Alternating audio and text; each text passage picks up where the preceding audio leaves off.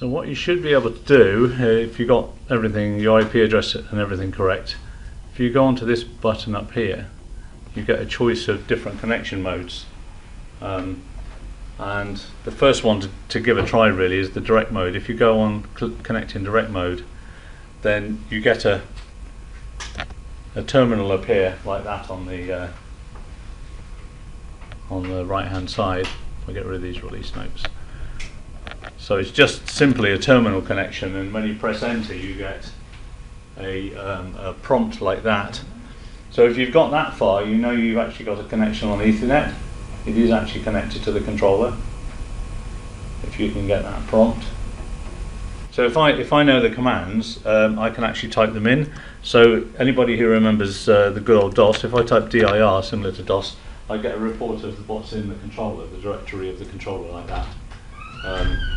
So that is all just, I've obviously got an empty one here. If I know commands of other things, I can interrogate them. So I could put a question mark and say, what's the speed of axis 3, and I get an answer back. So if I know the command, I can simply type it in interactively like that. And this is something we call the command line terminal. If you're stuck at any point and can't connect to a controller properly, then this is the fundamental mode that tells you whether you've got some connection possibility or not. Yeah. So if it's playing up and says it can't, throws up an error when you try and connect to a project properly. If you go back to direct mode, then you can confirm that at least you've got some kind of connection. The next mode is to go to tool mode. Now in tool mode, it starts a more sort of sophisticated connection to the controller, where Motion Perfect itself is now sending data backwards and forwards and receiving data. And it allows you to use various tools. So you can see on my little screen here, I've got an input-output tool open. So if I turn on an output, I can do that. I'm actually turning the outputs live at the moment on a controller that's in my office. And I could see inputs that are appearing as well. There's also an axis parameters tool, so you can see what's going on the axes that are connected. Gives you the information like what the gains are, the speeds are, and whether the axis is moving or not. And we have various viewers for memory locations as well. So something here called a VR viewer. I'm looking at an area of memory called VRs. Just a little tip while we're doing this is that you can actually grab these tabs. They don't have to be tabbed like that, so you can lay things out how you want. So if I grab hold of that one, I can move it around and say, well, actually I want to have my VR viewer over here at the bottom of that panel. So you can rearrange the desktop as you want really. So I can move that down there. I could sort of say, right, I want my axis parameters over on this side, so I want them to the right hand side of that. There's my axis parameters. I can't really move this one now because it's the only one in the middle, but you get the general idea really. Other tools you've still got the terminal over here, so I can still type dir and do what I want over there. But there are better ways and other ways to see the directory. So if I go to the controller menu, I could look at the full directory. Just trying to think now whether that's in this menu or the final one. Must be in the controller one. Can anyone see it? Yeah, directory. There we go. I just couldn't quite see it. No programs to display, which agrees with what's over here, doesn't it? Because there are no programs, so that makes some sense. So you've got different ways to see the same thing. So if you're not using the terminal, then that controller directory would be the better way to see it. Now in this mode, I can use all these tools and I can look at the controller and I can see what's going on inside the controller, but I can't actually write any programs. This has been deliberately done because if you've got a technician, you want to just maybe do some adjustments on the machine, you don't want it to change the programs, you can get him to go into tool mode, and then it's pretty safe, you can't actually look at the programs. If I want to do the full thing, then I have to go into synchronized mode, this sync mode here. And this is where we start getting this panel that I talked about coming up, where it's saying, right, I've got the project on my PC, and I have a controller there with nothing in it, what do you want me to do? Do you want me to synchronize with that by loading those programs in, or do you want me to start from a fresh program, or choose some other program? Okay, we seem to have failed to connect there for some reason. Let's try again. So I'm going to change to a different project.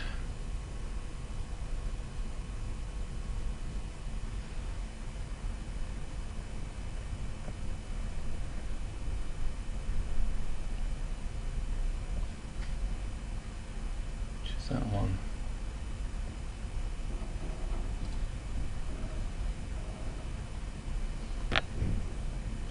I suspect there's a problem with the project I've chosen there.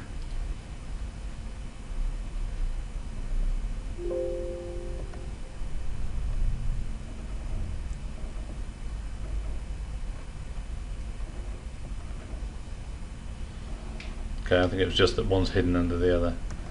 So I'm going to copy that across and synchronize. And having done that, I've now copied whatever program that was from my project I had. You may get this coming up occasionally, this update the function blocks bit. If you're not using the IEC programming language, then just don't worry about it. You don't need it. So I'm going to cancel that. That's to do with the function blocks in the PLC language. Okay, so sorry, a bit fiddling there, but we've actually managed to connect okay. Now we're in synchronized mode, we actually have a program here, so I can open that up. Hello, I'm still in tool mode.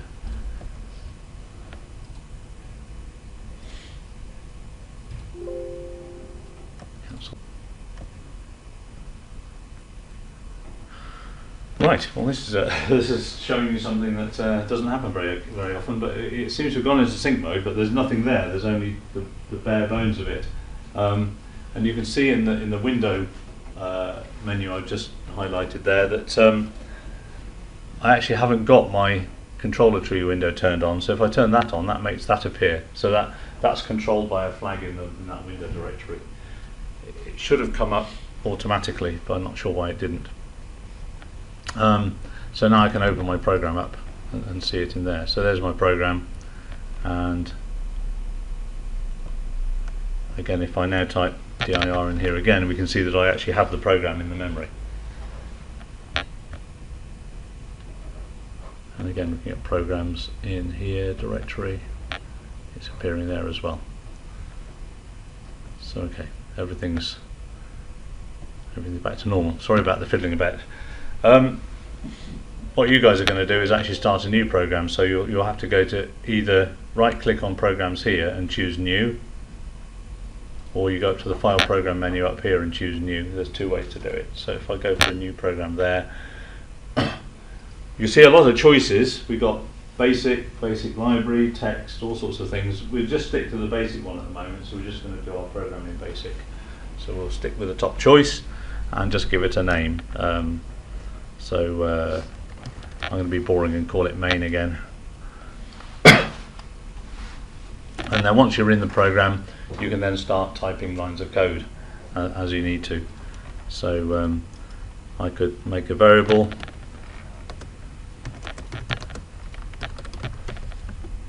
and then I can set the variable to a value, for example. So